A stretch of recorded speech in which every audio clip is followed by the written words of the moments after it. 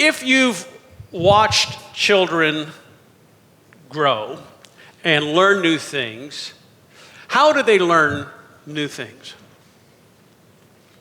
By you telling them or by you showing them?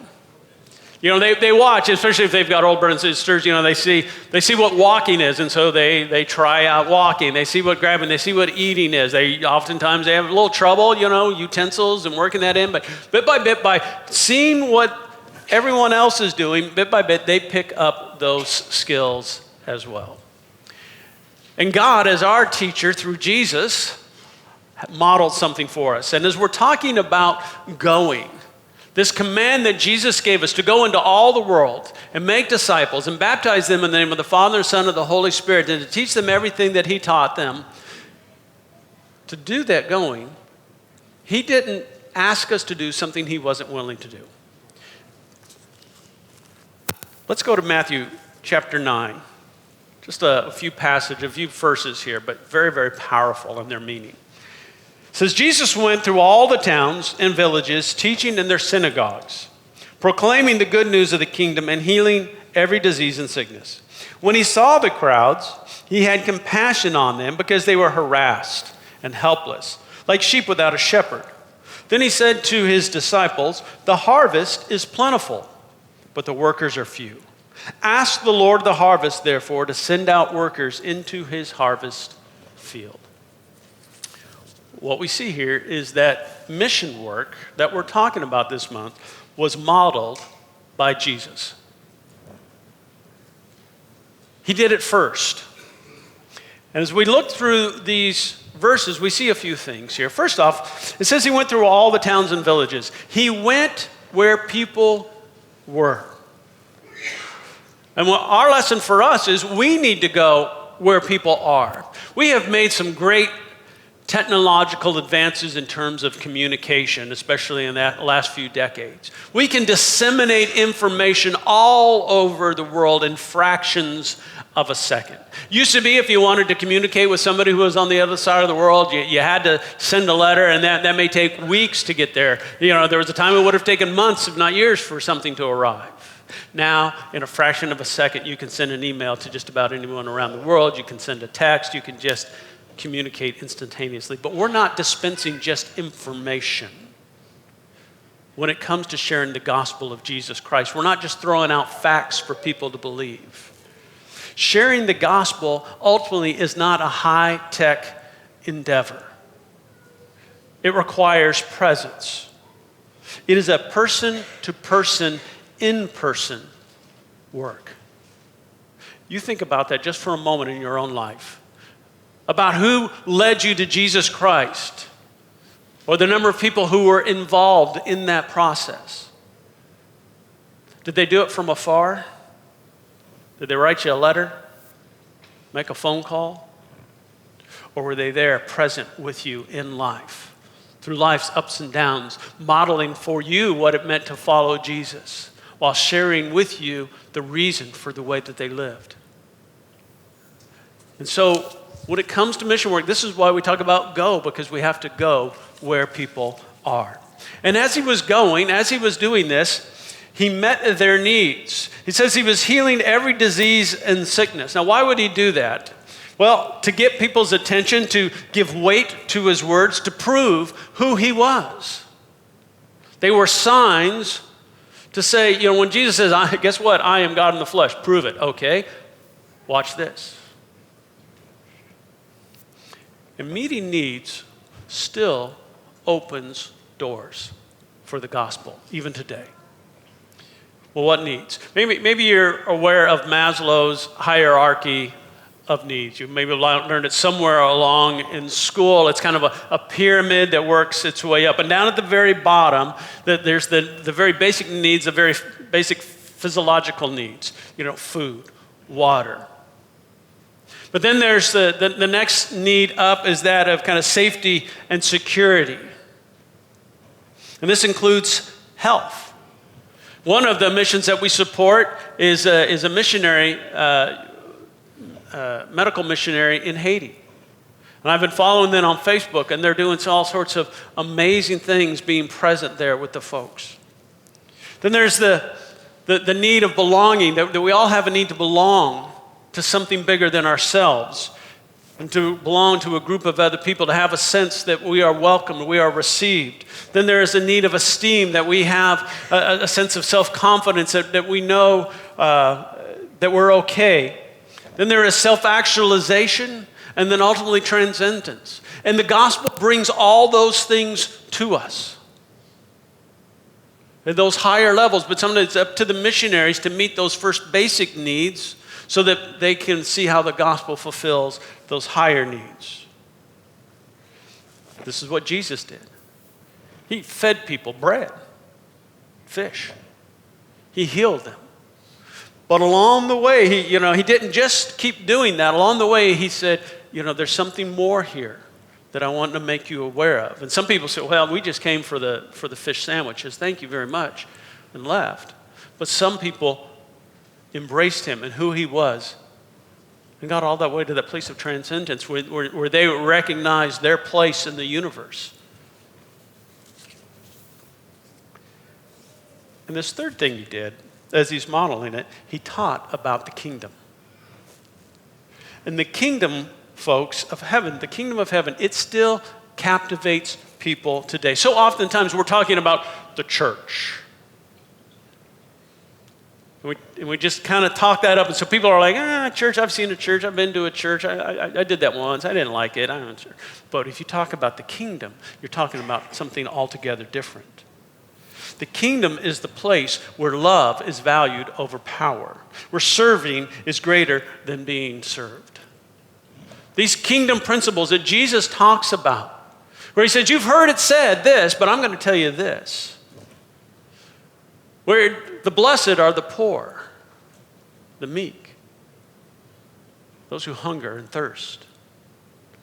That's the kingdom of heaven.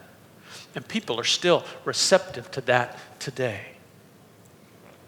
This morning we're blessed to have some missionaries here with us, John and Jaba Grozier. Did I get it right?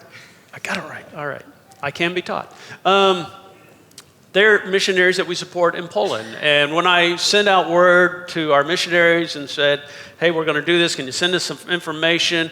John responded and said, well, we've been thinking about coming back for a visit. And love to have you. And so each of them is going to share a little bit and kind of expound some of the stuff that we're talking about this morning. So John, if you want to come on up, let's give John a warm welcome.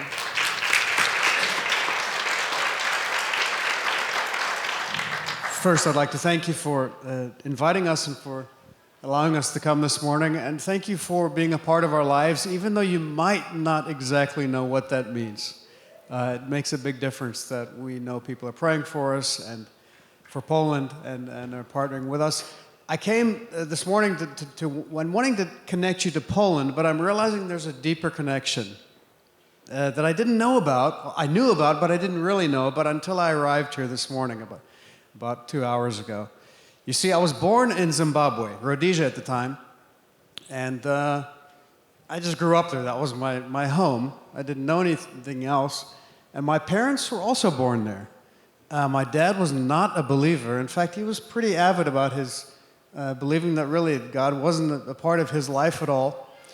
And he came upon, these Americans moved next door to him. There were a few of them. That's the story that he told us later, the story that I've been hearing for years now. And he said these Americans were different. First, I laughed at them because Americans are just funny, you know? We were British people, you know, with British passports, colonizers. Americans were from another universe. He couldn't understand them, first of all. And he said, but after watching them live their lives, you know what I did, John, in speaking to me? He said, I went to them one day, and I said, why do you live the way that you live? And he said to me, and I've heard the story over and over again, he said, all they did was open the New Testament. And they started talking to me about Jesus. And I realized in my life that that's exactly what I needed. And when I think of what we're talking about this morning, that's exactly the model that Jesus left us with. It's very simple. But the message of the kingdom and the words of the kingdom, they turn everything upside down. Because the last are first, the first are last, and love is real, and forgiveness is real, and it's not about power. And in running into the Frasers this morning, I realized that I'm connected to Jesus, and I'm just one ripple in hundreds and thousands of those kinds of ripples, and it's based on the fact that the message we carry in our hearts is the message that Jesus had for all of us. And of course, our message is based on his message and his life. And there's nothing more simple than that. That's all we can hold on to in life. The relationships that we have and the gospel that makes sense of those relationships with each other and with our Father. And in Poland, that's exactly what we'd like to do. That's what we hope we do, meeting needs. You know, Poland is a nation of 38 million people and maybe 10,000 believers of every shape, color. It's a different context. So if we say in Poland, we'd like to start a new church, people will look at you as if you're from Texas. It's like, what? Why would you do that? The church has been here for thousands of years. We actually don't need the church.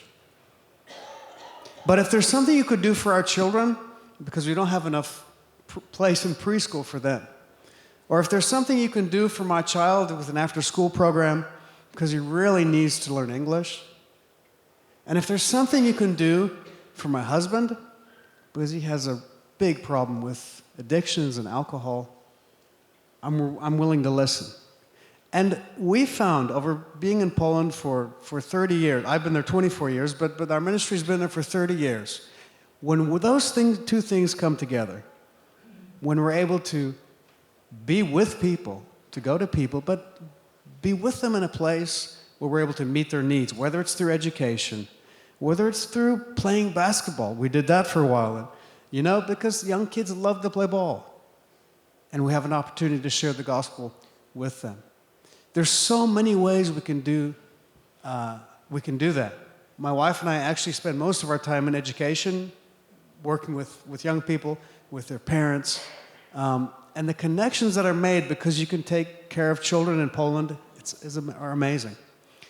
And my wife can share more of the stories about those lives that are changed, but for me, it's nothing more than a continuation of the ripples that Jesus began, and he continues through each one of us when we're willing to believe, to step forward in faith, and to say, I'm going to base my life on this message and the truth that Jesus modeled for us 2,000 years ago.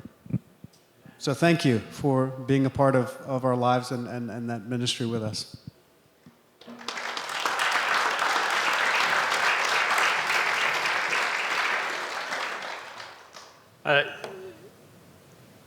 Some of you are new enough, you may not have caught all that connection here. But would you guys stand up? So those Americans that he's referring to, there's a couple of them that were over there.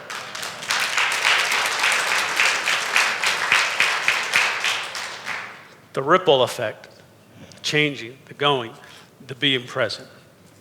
Here's something else that Jesus showed us, is that mission work should be motivated by compassion. That we don't go out into the world because, well, we're right and they're wrong, or we want to be a colonizing effect for our country. We go because we recognize that eternity hangs in the balance for people. And that people without Christ throughout this world really are hurting. You may not hear that, but they are. And if they're not hurting physically, we're finding people without that meaning and purpose that the gospel brings, people do find themselves in despair. Here's a few things that we see based on what Jesus encountered, and we still encounter today. People were mistreated, and people are still mistreated today. And because they're mistreated, often what they need in their lives is an advocate. People around the world are still segregated by race and religion and by income. We like to think that racism is an American problem. It is universal, folks. All across humanity, if people can find something that makes them feel like they're better than someone else, they'll do it. And if they can gain at someone else's loss, they'll do it. But the gospel speaks to the dignity that all human beings have because they are created in the image of God.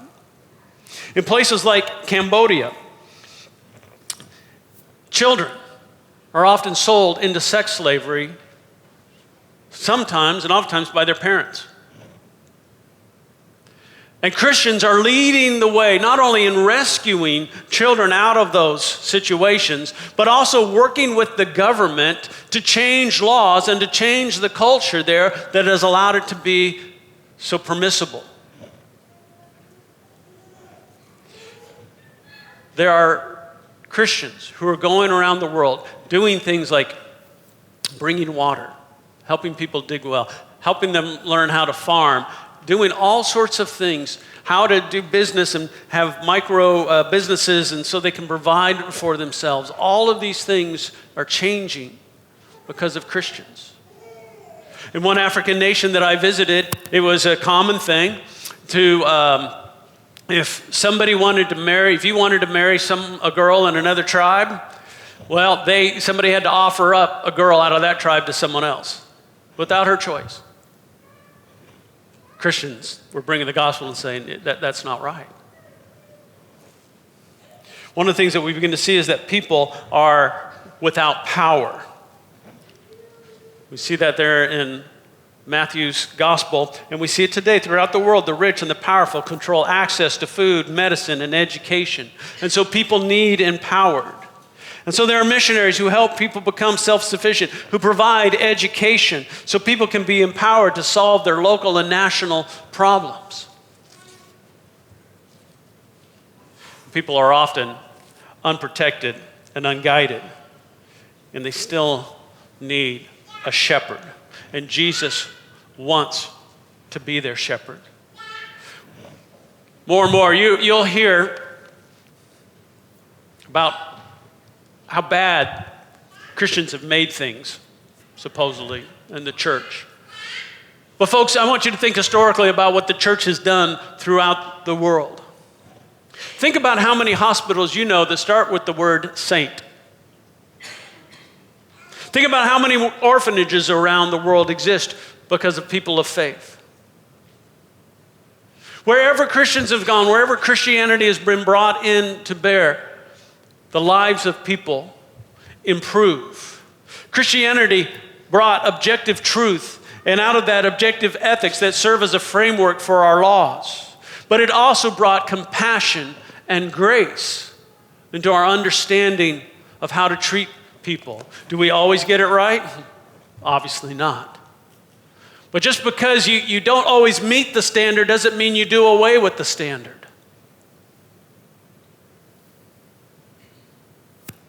And so Christianity has made a huge difference in this world. And to understand the difference, just simply go to a place where Christianity does not exist, is not practiced, is not taught, is not a part of the culture. And dig deep down a little bit off past the surface, and you'll see how people are truly treated. But here's the good news. Something that we've kind of lost sight of is that mission work is still fruitful. Jesus said, there's a vast harvest. Other passages talk about the mission field being white. The harvest is white. That means it's ready.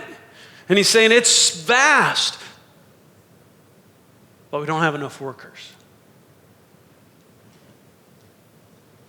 But that vastness tells us it's ready. And where people are going, when they're being present, when they're sharing the gospel, fruit is being born. You may not realize this because, in our country, we hear about more and more people declaring themselves to be a nun, N-O-N-E. I don't have any religious affiliation. But across the world, Christianity is growing, even in places where it's very challenging and possibly even illegal to be a Christian. The church is exploding in places like Iran, Africa, South America, in China, of all places. The good news of Jesus Christ is still being welcomed by people all around the world. To talk a little bit more about this fruitfulness and what it looks like, Shaba's going to come up and share. Why don't you give her a warm welcome?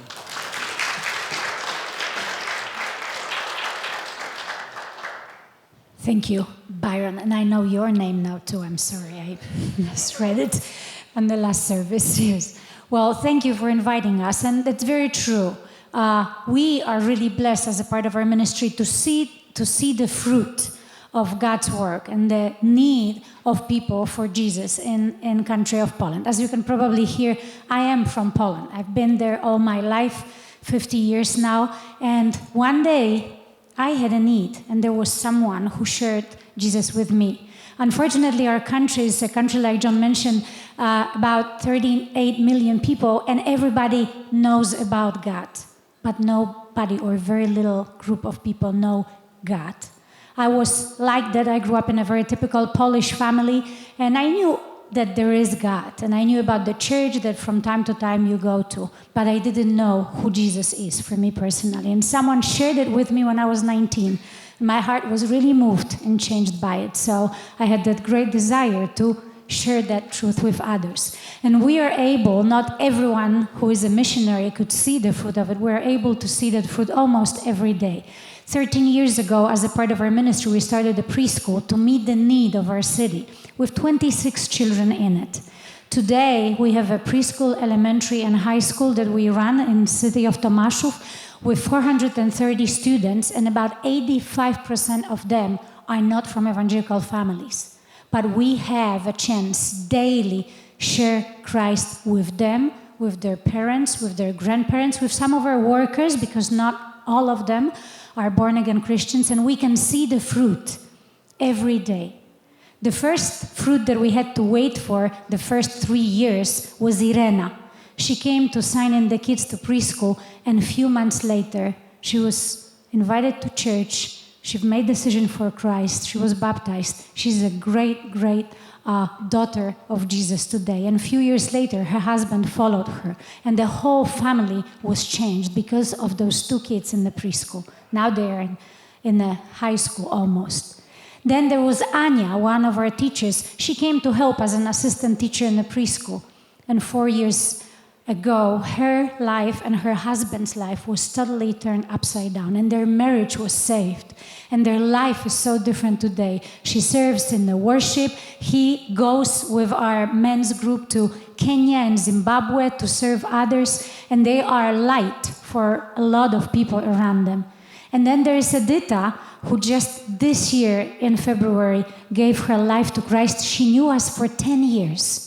10 years working with us, but we prayed and we believed, and we've seen her coming to Christ and giving her life and wanting to serve.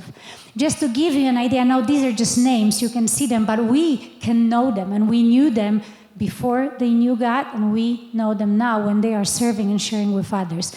Just to give you an idea, a few years ago when we were celebrating 10 years of our Christian center, in that year, in our little church in Tomaszów that we started, 41 people were baptized. 41 people throughout the year gave their life to Christ. Out of that 41 people, 17 were our workers, our parents, 2 grandparents, and some of our older students. So almost half of all the people that gave life to Christ through service of the local church were people who met Jesus in our center.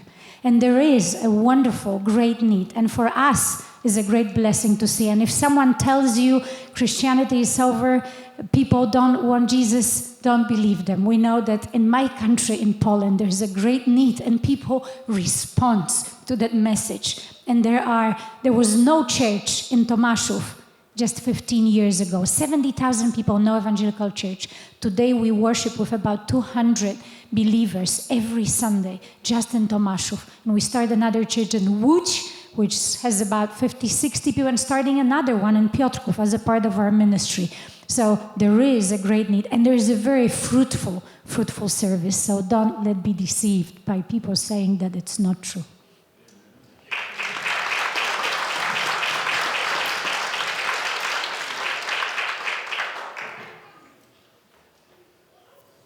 Jesus said, look at the harvest.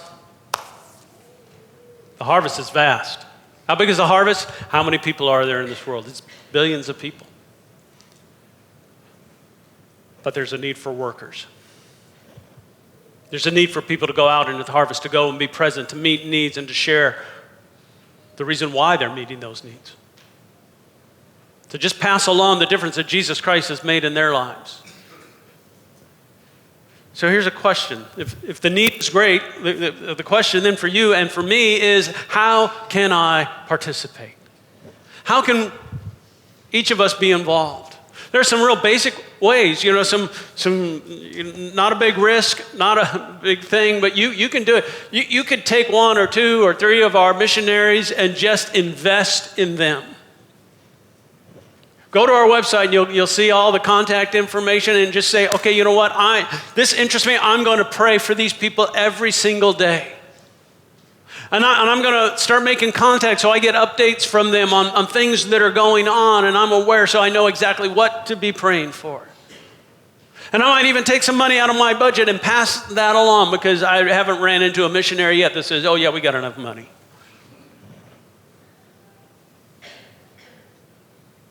You can, just from home, you can participate in this.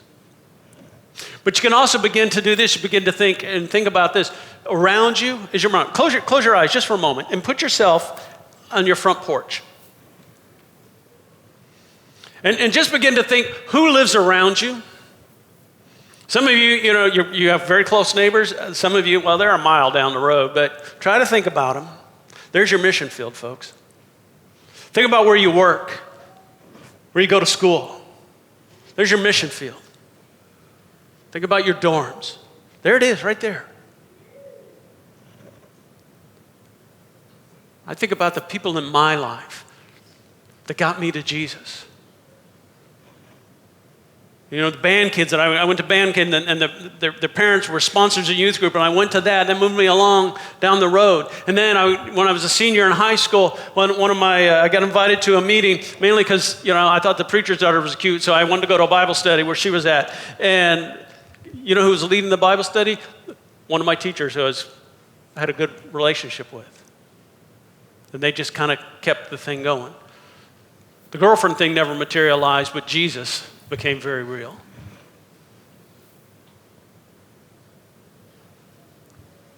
There's the mission field there for us. It's out there. But then also this, maybe you're hearing the nudge to go a little farther than your neighborhood, a little farther than work. Maybe you're one of those folks who can travel. Maybe it's just for a short time. You may be thinking, I don't know a lot of theology. What am I going to do? Folks, our missionaries will tell you they love people who come without theology, but with some very practical skills. There's a lot of them that can use people with construction skills,